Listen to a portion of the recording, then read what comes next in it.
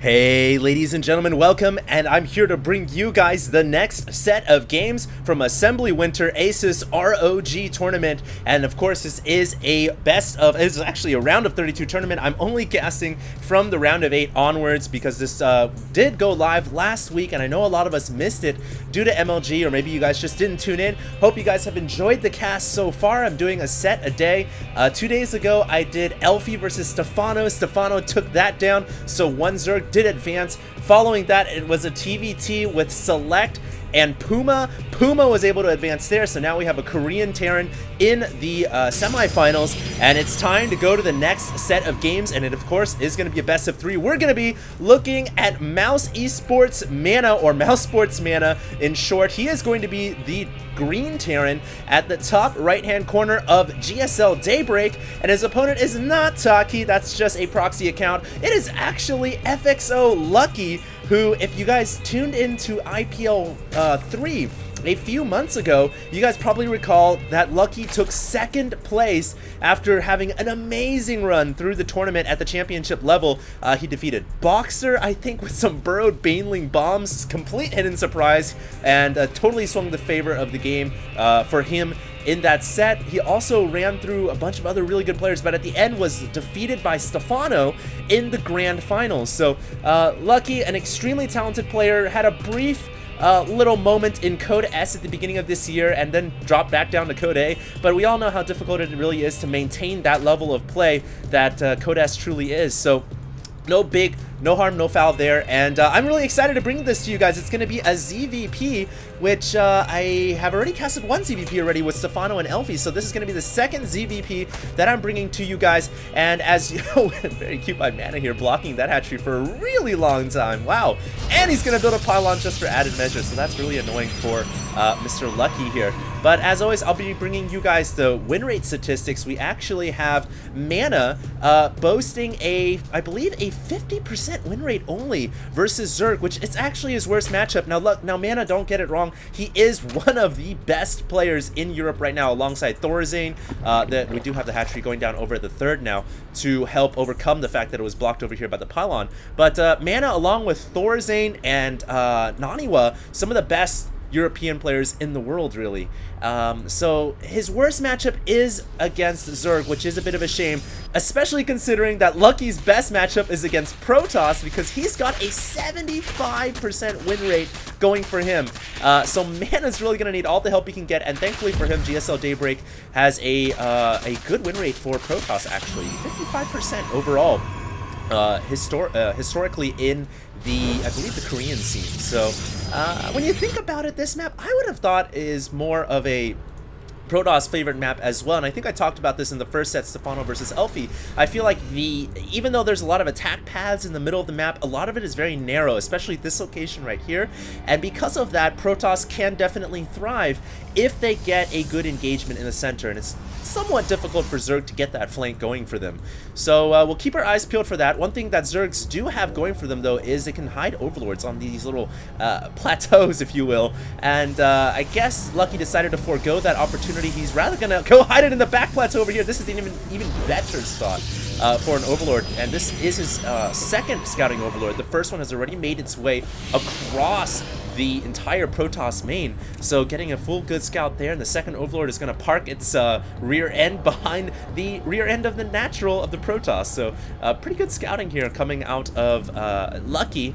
Even though he did get a little bit of a delay on that hatchery, I really like what he did, and a lot of Zergs do this now. Is if your natural is going to be delayed by a probe or a pylon, just go expand somewhere else, because you know what, you're going to expand there anyway, so you might as well expand there and then grab this one when you get your spawning pool. And that is what we see Lucky doing right now.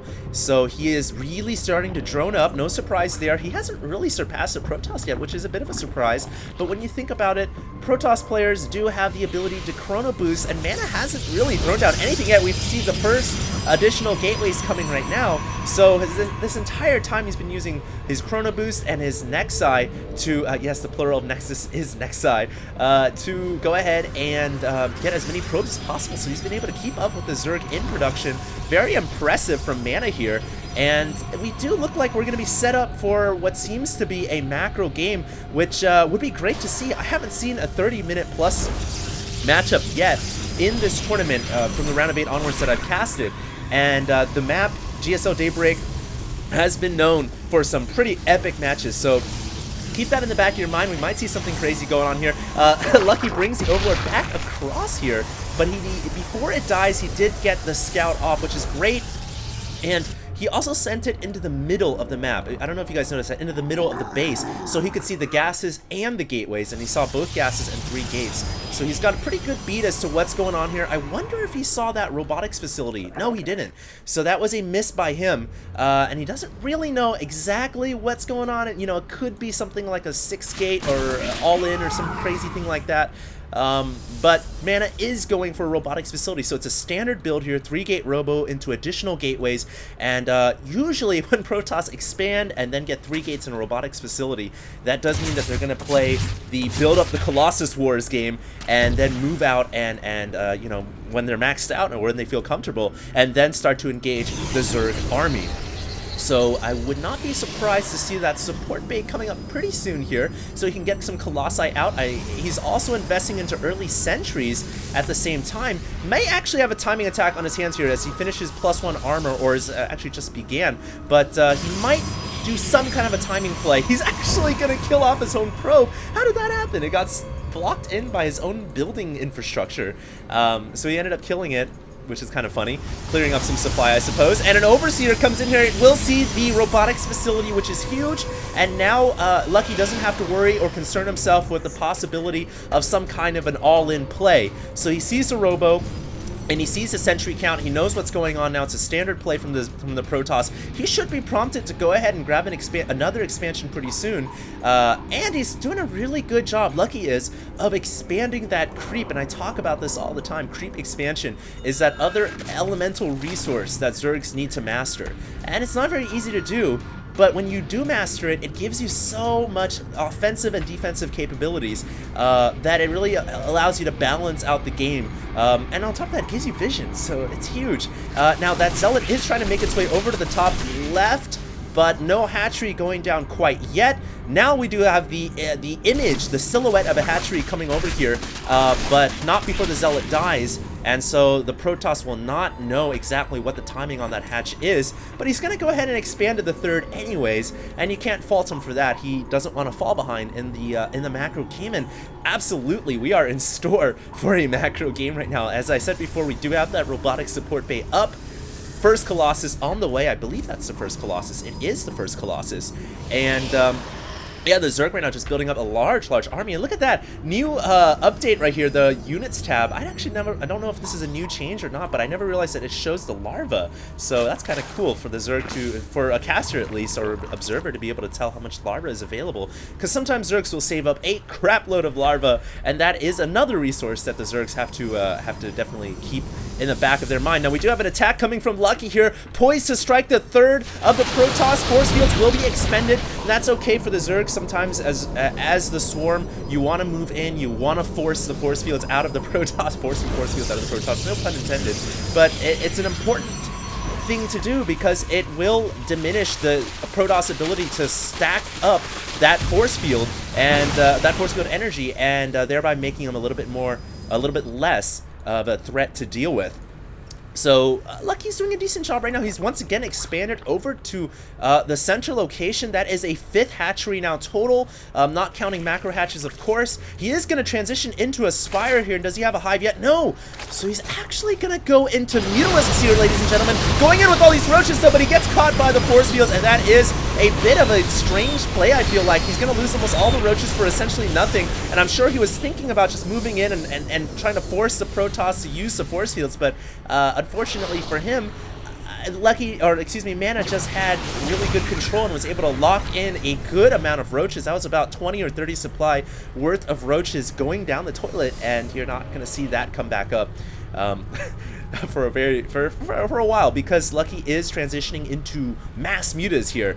Now, the mass Muta strat can be extremely effective. It's actually a surprise ambush tactic that a lot of Zerg players use, essentially to surprise the Protoss and bring out a bunch of Mutas, and the Protoss really doesn't expect it. So this is a very common strategy a lot of Zergs are using. We'll have to see how Lucky pulls this off. Currently, right now, Mana has no idea that all these Mutas are coming. He has Blink on the way, but it's not quite done yet, and at this stage, the Protoss absolutely needs Blink in order to combat the aerial attack coming from the Zerg right now. This is a complete bombardment of the Protoss main, and now Mana has to escape with all of his probes intact, but he is unable to do so, losing about 10 probes thus far in this engagement. 16 Harvesters have gone down, and now the Stalkers have to come up one at a time through the ramp, which the Mutas will enjoy picking off, and now finally more Stalkers warping in, and that is a critical mass, enough to ward away the Mutalisks. But I really feel like that surprise attack has helped, you know, justify the cost of going with so many of these Mutalisks. And he's killed off 16 probes already, also trying to make a little bit of a counter ground attack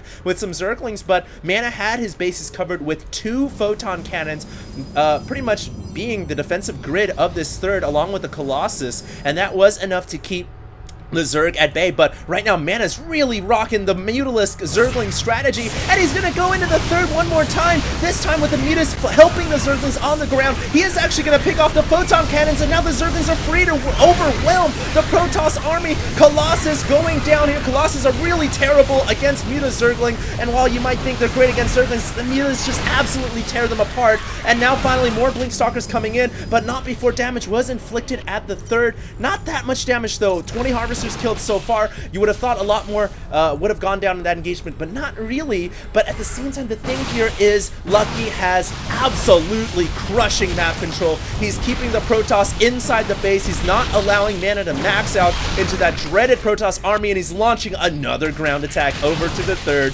And this time, Mana brings in more Stalkers. He had Stalkers waiting to defend this location. Nice blink right there. But this is really cool to watch because there's essentially 2 battles going on at the same time, and both players have to micro those 2 battlefronts perfectly, essentially, not make any game-changing mistakes, and at the same time still continue to build their army, upgrade their weaponries and their armor, and there's so much things going on right now, and it's such a high-level game, and really interesting strategy here from Lucky, who's going into centrifugal hooks for his Banelings. This is a different strategy. I've seen a lot of Zergs use it before, but it is a little bit uncommon, and the Banelings are going to be really nice just because Banelings are great, period. They're such a good unit. So essentially the Zerg player here trying to take away from the standard, you know, Roach, Hydra, Corruptor, or even Zergling Infestor. He's going with Muta, Ling, and eventually into Banelings. We'll have to see how effective this is going to be. Now, of course, Banelings not that great against Stalkers, but against everything else, you betcha they're pretty good.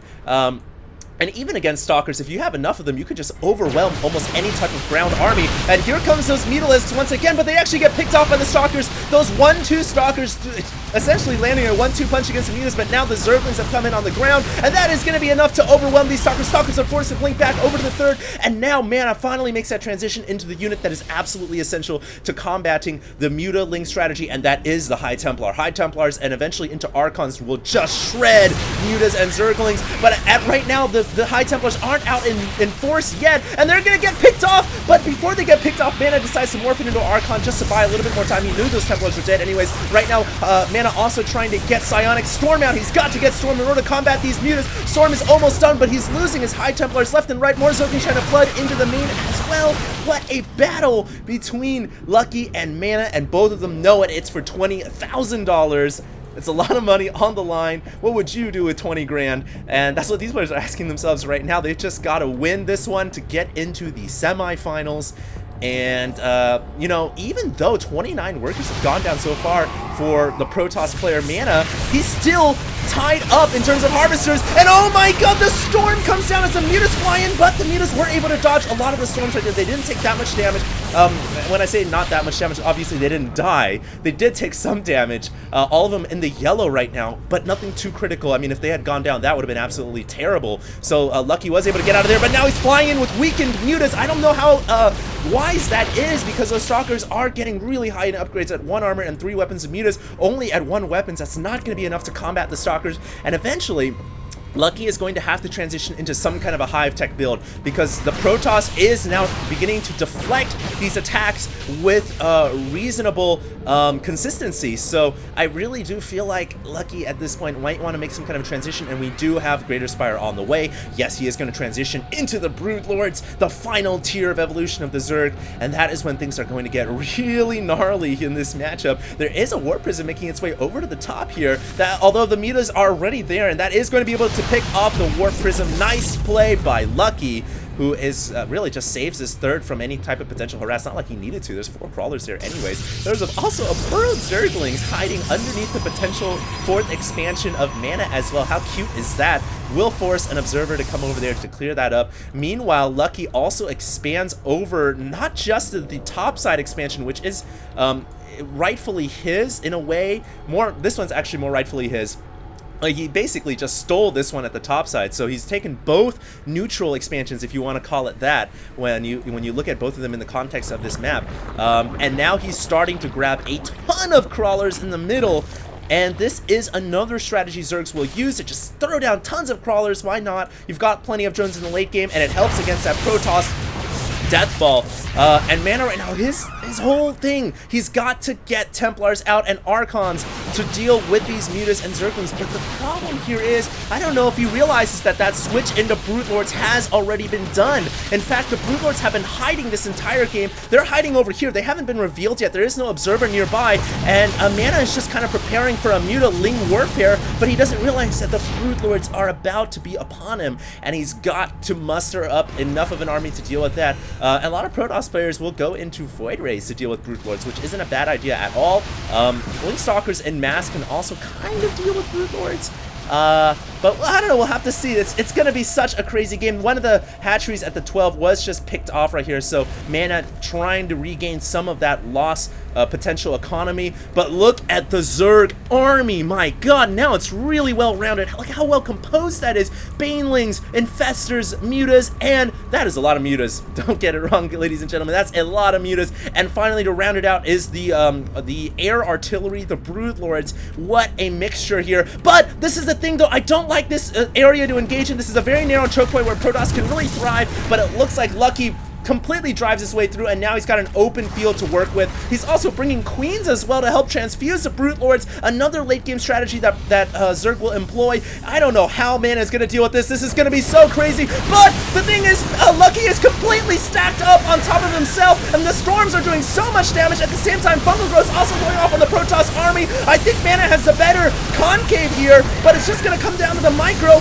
All those Stalkers getting really fungled up. The Mutas now going to work. Mass transfuses on all the Mutalisks, and both armies absolutely colliding against one another. Here comes some Banelings for extra good measure. What a battle that has just unfolded before our eyes, and I guess Mana won that battle, but I don't know, not really, because Lucky retreated, and you might think a retreat is like the white flag of surrender, like he lost, but he actually retreated with more of an army. I feel like his Mutas all intact here. And the only reason why he didn't go for the entire kill was because of that Archon, I feel like. That Archon with 2-3 will just shred those Mutas apart with help from the Stalkers. So what a battle here, ladies and gentlemen. And now it looks like Lucky gonna go up once again. Oh, a pylon, a solo pylon powering 3 gates. A bit of an amateur mistake there by Mana to only leave 1 pylon there, and it will hinder his production just a little bit. He should definitely get another probe over there to build 1 or 2 actually more pylons. But right now focusing his efforts on getting another Nexus now at the center location. Really, in terms of bases right now, the Zerg is ahead by 1 base, which is what you would want to see if you are a fan of a very close game. And of course, right now, Lucky also continuing to muster up a huge army. He's just recomposing his army full of Brood Lords, Mutas, Infestors, Zerglings, but now that Colossus count is really starting to rack up, and once it gets up to 5 or so with +3 weapons, the amount of DPS they can do, sorry, borrowing a WoW term here, but it's kind of become a global term for gaming, it's insane! The damage it can do is insane, and look at how fast that hatchery just went down. Beautiful plays, a host of Broodlings coming out, not just from the Broodlings, but also the hatchery, but it looks like Mana's just going to go ahead and retreat. He may lose one Colossus here in the retreat as his forces are a bit clumped up, but the Brood Lords are thankfully and mercifully slow here, so Mana is able to escape over to this Nexus, which is a key focal point. Now the Zerg wants to crush this. What a storm! The Brood Lords taking tons of damage, but more than that, the Banelings and Zerglings underneath also taking huge globs of damage. Now the Brood Lords are going to be able to go to work. It is absolutely essential that Lucky kills off all the Stalkers here so his Brood Lords can continue to finish off the Protoss Colossus. And will Lucky be able to do that or not? Those Archons and Stalkers continue to warp in. It looks like Lucky is just barely holding on here. If he can kill off the rest of these Stalkers, then these Colossus are doomed. And it looks like Lucky will kill off the rest of the Protoss anti-air. And now these Colossus have nothing to fight. They cannot shoot the air. They have to fall back. Ground has been given up, and this Nexus is going to go down.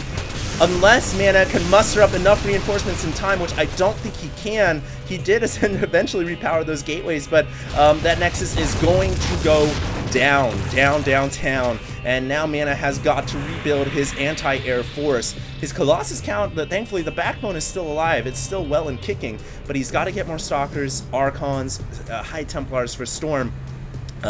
Otherwise, his Colossus are essentially useless. They're just neutered without the backup ground forces. So, yeah, it looks like Mana has been able to remuster up an army here. 3-3 is his current upgrade situation maxed out. The Zerg army focusing mostly on air upgrades. It looks like 12 o'clock is going to get once again destroyed, and a couple of drones also getting roasted on the way up there as well, but nothing too serious, as Lucky is just trying to be a little, really greedy, I guess you could say is the term for it, but not greedy to the point where it's a foolish mistake. He's just trying to grab every potential opportunity he can, and it's no big loss to lose that hatchery. Now it looks like Mana is going to go ahead and move into the center a little bit with some of his Stalkers, just trying to take a couple of pot shots, also sending that Observer in there. There's no Overseer in this army. Wow, that's a bit of a surprise for me. Lucky should invest in an Overseer just to get rid of Observers like this, but he hasn't yet, so that Observer does see everything here, and the Zerg army is beginning to roll in. This is where Mana wants to engage at this choke point. He knows it. He's sending in the Templar. He gets a couple storms off, but they do not hit any crucial areas.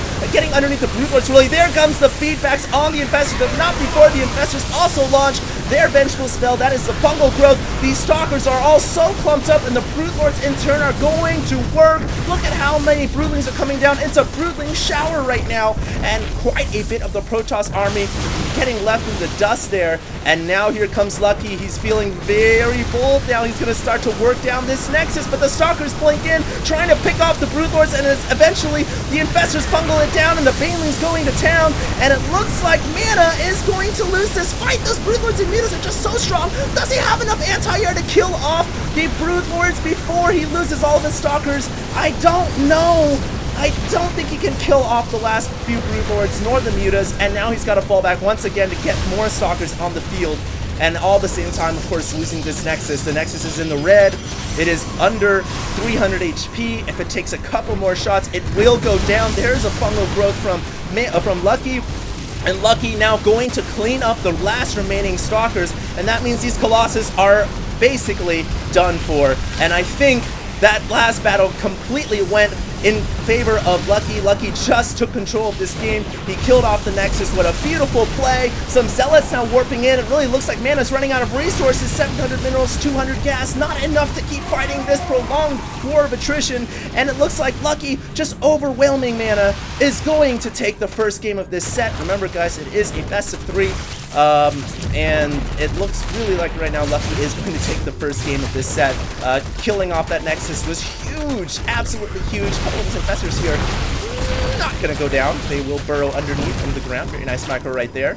And Mana now has to pull back over to another reserve Nexus, but really there is no surplus of funds here. There's only one mineral field for 50 minerals there. Not even worth the time of the probe to go over there and mine it. And here comes the Brood Lords once again showering their rain of Broodlings over in the bottom right hand corner, and Mana, knowing that he's out of it, calls GG. What a first game to start off this set, and I did call it. This might be a macro game, and indeed it was. 33-minute long, absolutely epic game. Great job by the Zerg, Lucky to win it out. Huge momentum boost, absolutely huge. We'll have to see if he continues it in game 2, or if Mana is going to be able to resolve himself and really start to think how he can take out this absolute beast of a Zerg. We'll find out in game 2, guys. Hope you guys all stay tuned, and this is HD signing out.